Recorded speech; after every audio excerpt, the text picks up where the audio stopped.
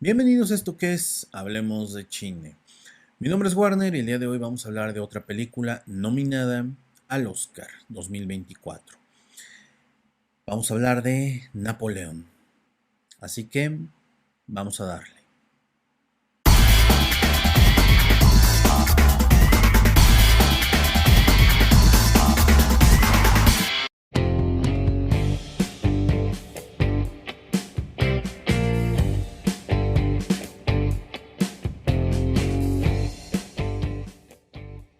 Cuando escuché del proyecto de Napoleón, dije, a ver qué tal. Cuando me enteré que el proyecto de Napoleón lo iba a dirigir Ridley Scott, dije, eso sí me interesa. Cuando escuché que el actor elegido para interpretar a Napoleón era Joaquín Phoenix, dije, me parece que está en buenas manos. Cuando me enteré que Apple TV Plus la iba a producir, dije, eso le da muchísimos más réditos a esta película. Así que, ¿cuándo sale? Y como lo decía en el episodio pasado, la neta, yo no he ido al cine. No me interesó bajo ninguna circunstancia ir a ver esta película al cine. Yo me esperé hasta que salió en Apple TV Plus y ahí la vi. Por eso no hice ningún programa previo al Oscar. Me parece que la entrega de los premios Oscar es un asco cada vez más. Y que bueno, no encuentro algo en el cine que me llene todavía. Estas películas me gustaron, de las que voy a hablar, pero no me entusiasmaron como para pagar un pinche boleto de cine. Y comencemos por lo primero. ¿Quién chingados es Napoleón, no? Bueno, pues Napoleón Bonaparte era un italiano que por azares del destino, el día en que nació, la isla donde él nace se convierte en propiedad de París y eso lo convirtió en una persona francesa. Y perdón, no era de París, era de Francia, ¿no? Lo dije mal, qué menso. Y bueno, la historia de Napoleón es increíblemente interesante.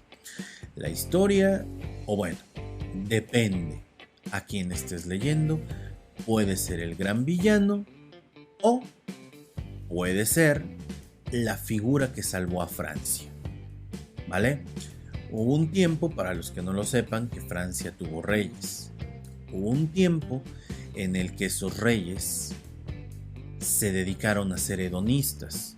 El pueblo no les interesaba y hay una declaración de la esposa de Luis XVI, no me acuerdo, Luis XVI, Luis XIV, siempre me confundo con él, pero su esposa era un Habsburgo y cuando le dijeron el pueblo tiene hambre, ella dijo, pues denle pasteles.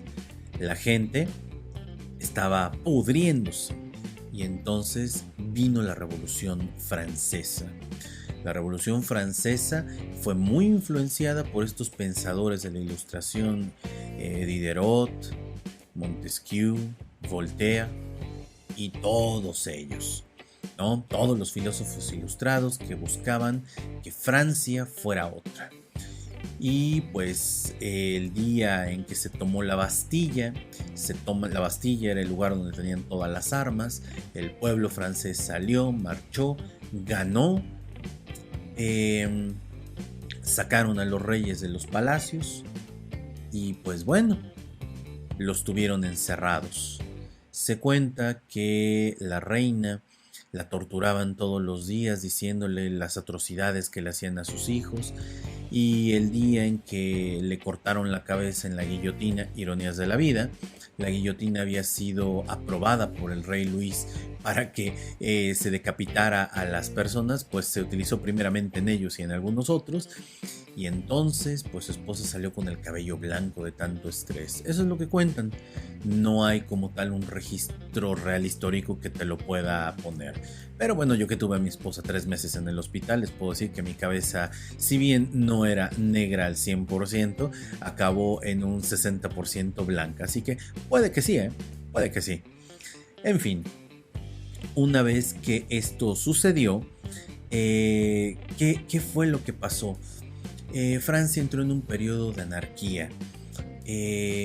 Las clases nobles estaban buscando acomodar a sus hijos o las mujeres que habían quedado solas, acomodarse con un militar de estos revolucionarios para no perder el estatus, no perder la riqueza.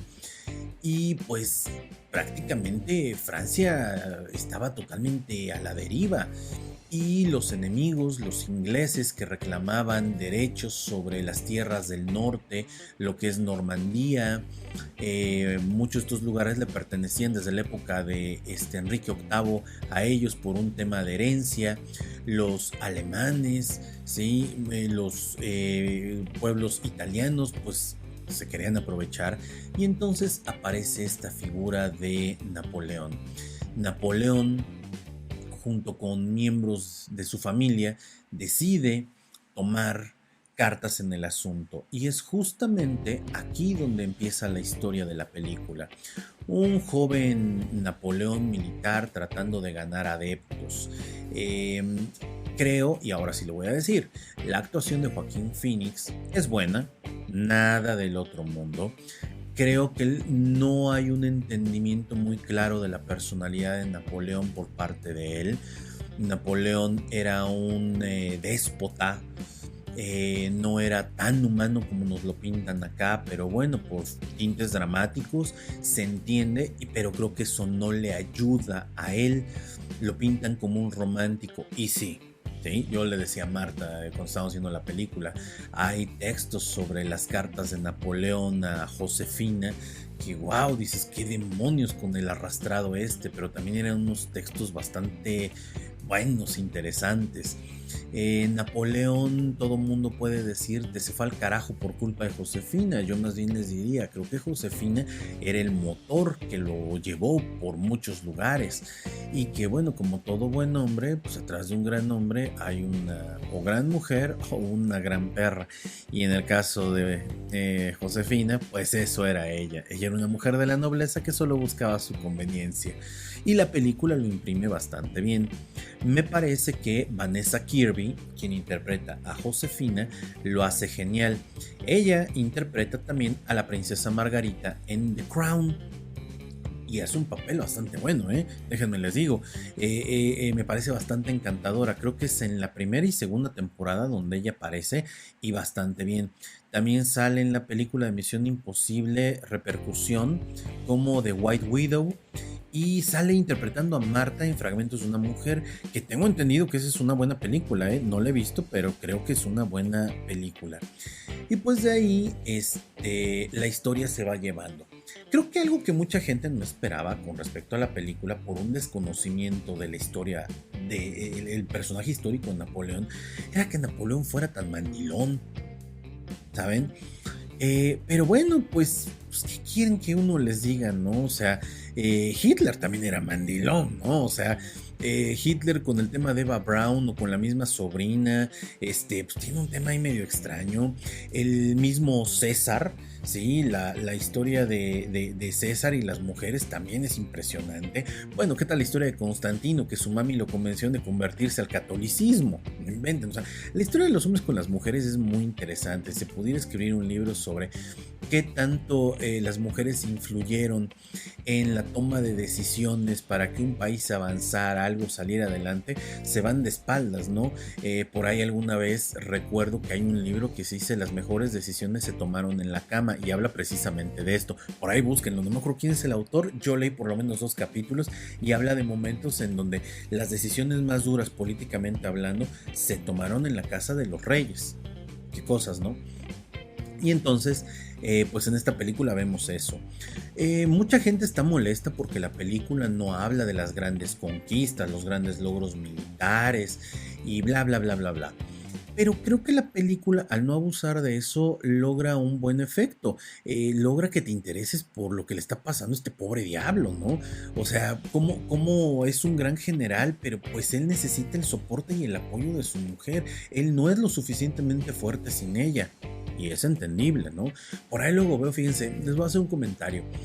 No sé si les gusta Dragon Ball. En Hablemos de Series, apenas que murió Akira Toriyama, hice un programa donde no hablé de la vida y obra de Akira Toriyama, hablé sobre por qué Dragon Ball nos marcó una generación y por qué uno debe estar agradecido con él. Y decía yo, sentí lo que mucha gente sintió cuando Walt Disney murió. Nunca había yo sentido eso porque muriera uno de los ídolos creadores de algo que me gustaba tanto, ¿no? Ni siquiera con Stanley me vale madres, pero Akira Toriyama fue muy diferente. Y bueno, ya se me olvidó que les iba yo a decir. Sí, no, ya, se me fue la idea. Yo un poquito con lo de Akira Toriyama. Me voy a ir a otro punto. No vemos a un personaje, sí, viéndolo ganar. Ya me acordé, aquí iba yo con ese punto.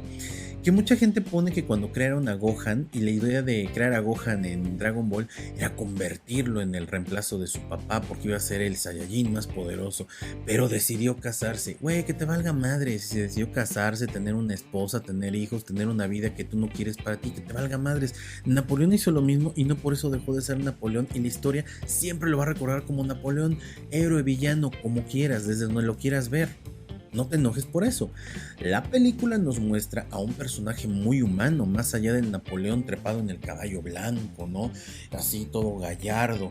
La gente dice, pues que no era enano. No, Napoleón era estatura promedio para el francés.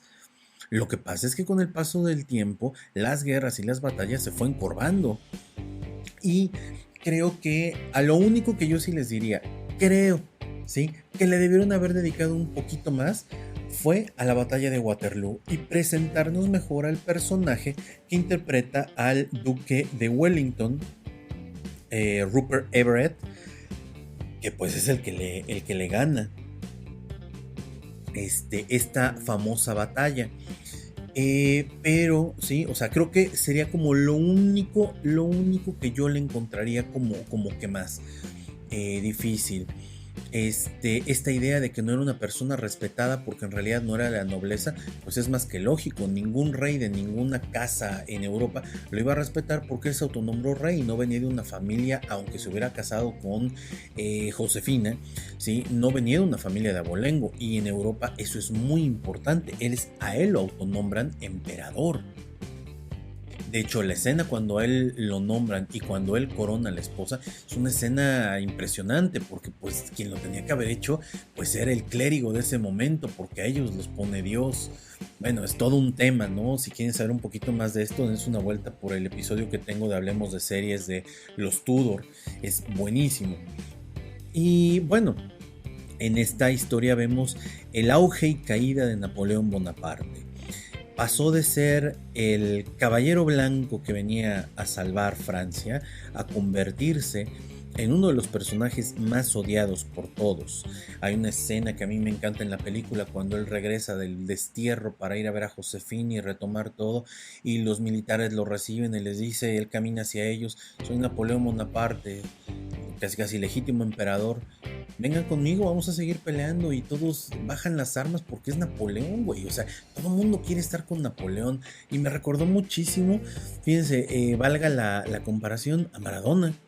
O sea, Maradona podía tener todos los errores del mundo, pero si Maradona llegaba y te decía, ven conmigo, yo quiero hacer esto y aquello, o sea, cualquier futbolista argentino decía, órale va, güey, porque es Maradona, y eso es lo único que a mí me basta. Ese alto sentido que se tenía hacia él me parece muy bueno. El tema es que en el momento en que lo exilian, ¿sí? La primera vez, pues bueno, es un momento muy triste porque, pues bueno, como Napoleón exiliado, pero cuando decide regresar y pelear y buscar a Josefina que está muriendo y decide ir a recuperar su poder, pues lo retachan a una isla, ¿no? Nació en una isla y regresó a una isla y vive aislado, no vive muchos años porque acaba depresivo, acaba triste. O sea, es una película que cubre con la expectativa, es una película biográfica, que les voy a decir una cosa, no entiendo por qué una película biográfica como esta está tan mal calificada, por ejemplo en IMDb que le dan 6.4, y una película como Rapsodia Bohemia, que a mí me parece una muy mala película, ¿sí? No le hace el homenaje que debería de ser no solo a Freddie Mercury, a Queen. A mí no me gusta mucho la película, hasta ganó un Oscar. Y en cambio, por ejemplo, la película donde nos cuentan la historia de Elton John, que es 1000 veces mejor que Rapsodia Bohemia, pues pasó sin pena ni gloria. O sea, a veces no entiendo qué queremos con las películas biográficas, que tengan que, ¿no? O sea, se trata de hacer lo que se puede. Creo que Ridley Scott logra una gran película. No la puedo poner al nivel de Gladiador, ¿vale? Porque Gladiador tiene esa magia de la que ya hablamos en algún momento. Tenemos un episodio donde hablamos de Gladiador, pero pues es una gran película por donde lo quieran ver. Está muy por encima de la misión, la película esta de El Marciano, The Martian, ajá, la del Matt Damon que se queda en Marte. Obviamente no le llega a los talones a Blade Runner, ¿sí? No le llega ni a los talones a Blade Runner. Nunca he hablado de Blade Runner, en algún momento voy a hablar de Blade Runner. Es una película de mis favoritas, pero creo que Ridley Scott nos demuestra que aún... Bien, nació en 1937, échale cuántos años tiene Ridley Scott. Es un Sagitario, porque nació el 30 de noviembre del 37. Sigue demostrándonos que es un gran productor y un gran director de cine. Un día vamos a hablar de la filmografía de Ridley Scott, porque tiene para dar y regalar. Pero quería hablar de esta película porque precisamente estoy hablando de las películas que llegaron al Oscar y que, pues bueno, sí, esta película me gustó mucho, pero sí, tiene sus bemoles.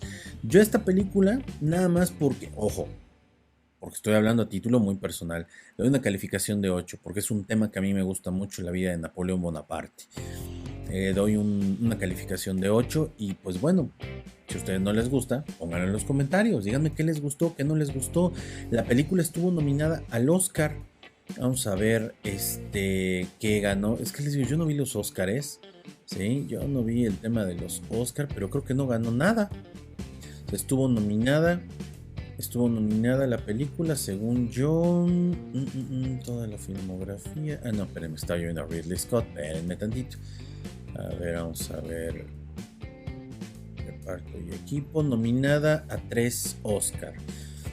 Nominado al... Espérenme que se me cerró. Nominado al Oscar por mejores efectos visuales. No ganó. Nominado al mejor diseño de producción. No entiendo por qué no se lo dieron. Y nominado al mejor diseño de vestuario y no lo ganó. Si mal no recuerdo, el diseño de vestuario, una madre así, lo ganó Barbie. Que por Dios santo, o sea, ¿qué carajos es eso? Yo digo, si ya nos vamos a poner en el plan de premiar películas taquilleras, hagamos una categoría, perdón, para ese tipo de ¿cómo se llama? De películas taquilleras. Porque si esas vamos, Barbie, o sea, por muy taquillera que haya sido, ni le ganó a Avengers Endgame, ni le ganó tampoco a Avatar. Si vamos a premiar eso, pues pongamos esas películas, ¿no? Digo, nada más por mencionar algunas. En fin, creo que es una joyita que en el futuro se convertirá en una película, no sé si clásica o de culto, porque ustedes saben que son dos cosas diferentes. Yo creo que será un clásico, no una película de culto como Blade Runner, pero en el haber de Ridley Scott, pues será una película más clásica o de culto. Espero les haya gustado esta opinión. Al final, como les digo, pónganlo en los comentarios acá abajo.